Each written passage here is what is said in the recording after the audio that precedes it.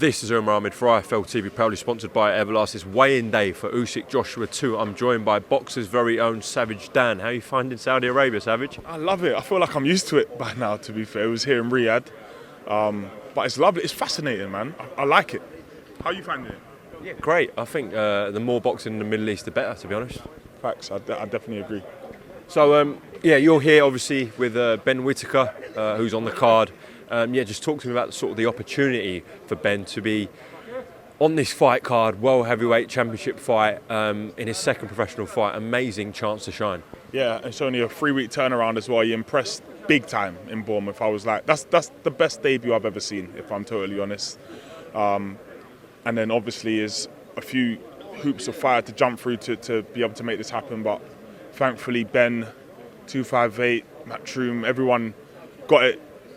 Made it happen, and now he gets to showcase it on one of the biggest nights in British history, British boxing history. It's a huge card, and Ben, I think it's water off a duck's back for him. He doesn't feel like this is a big event for him. This is just another day, walk in the park, another opponent. I'm expecting another impressive and devastating KO, if I'm honest. We know the opportunity came for Ben through Anthony Joshua and 258 management. It is a Matchroom and Skills Challenge card. Ben Whittaker is an exclusive boxer and Sky fighter. So I don't know how much you can say, but was there a bit of difficulty in terms of the politics with Matchroom on getting Ben over the line to fight on this card? It's probably a better question for Ben Shalom, but bottom line, it's here. It's happened. Whatever needle there was, whatever difficulties there was in contracts and all of that, you have to rate Ben Shalom, because a lot of people might have gone the other way. You don't need to be on this card 2 fights in. There is a conflict of interest, obviously, but we want to do what's best for the fighters. And if it grows the fighter's profile, if he wants to be on the card, if he wants to get out on such a big card, then we have an obligation, we have a duty to do whatever we can to make it happen. And between Ben, MATCHROOM, Skills Challenge, 258, they've all found a way. I'm sure it wasn't easy, but they found a way to make it happen.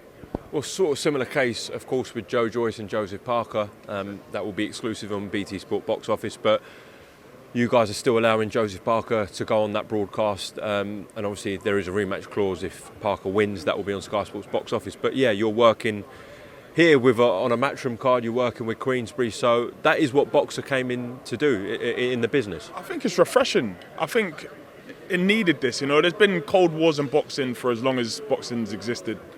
We want to show that we can work with everyone.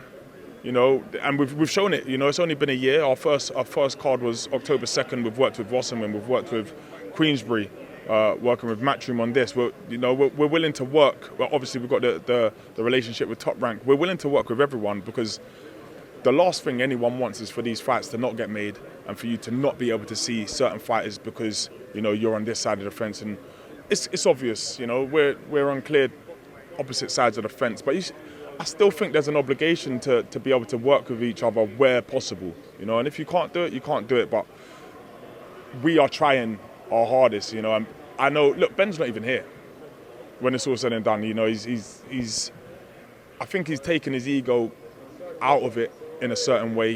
It's his fighter on a different card. It's not a boxer card. You'd expect him to be here, but he's just like, no, I can step back. It's not about me, it's about the fighter. So I'm here in his place just to have a gander. But yeah, I personally think it's healthy for the sport of boxing if and when people can work together. What do you think of Eddie Hearn's comments about some of the stuff that was being put out by Sky and Johnny Nelson at the start of the week?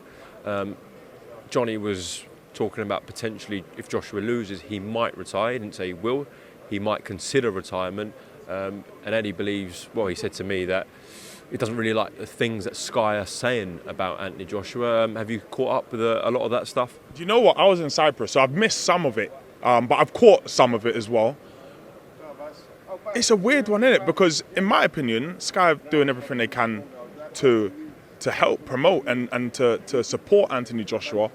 Obviously, there is, opinions that people have that aren't going to rub off well on certain people. And look, I'll be honest, everyone has their own opinions on this fight and what Anthony Joshua does, if he wins it, if he loses it. No one knows except for Anthony Joshua, if I'm honest. I think there's obviously a little bit of needle, and I'm not absolutely sure if it's warranted.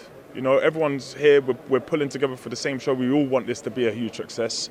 We all want AJ to win.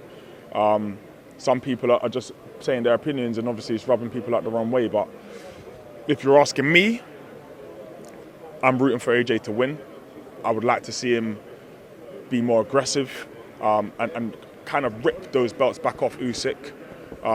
Because sometimes you've got to take your business cap off. And just, I like AJ.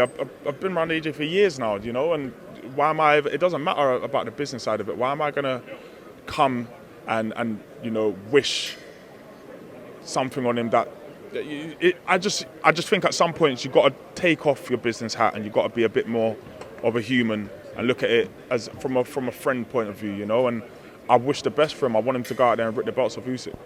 I feel like in this situation, probably guys like us and YouTube channels don't help really, if we're being honest. Obviously, we've got to get both sides of the story, and I think maybe the guys at MATCHROOM and DAZN feel like, Sky are being a bit different because he's pledged his long-term future to DAZN. So from a purely business point of view, the guys at the top, the directors, etc., probably is not in their interest for Joshua to win, because if he does win, his stock rises dramatically and then he's a DAZN fighter.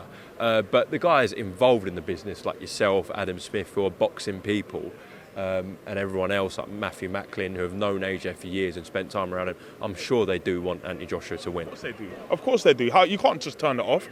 AJ's been a Sky fighter his entire career. He's been friends with the boys for absolutely forever, since he turned pro, even from before that. So it's not like, he's on that side now we want him to lose.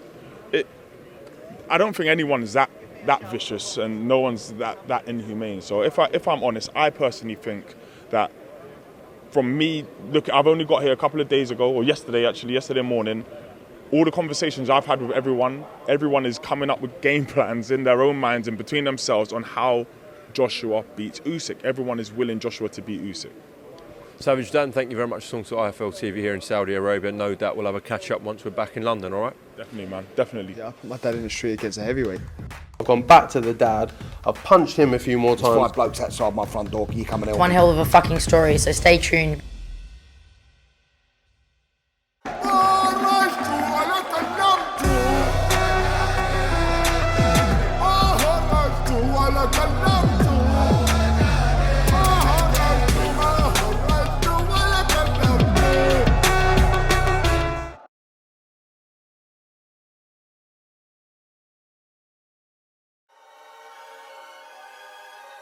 Welcome, Team Everlast, to the Team Everlast Fitness app.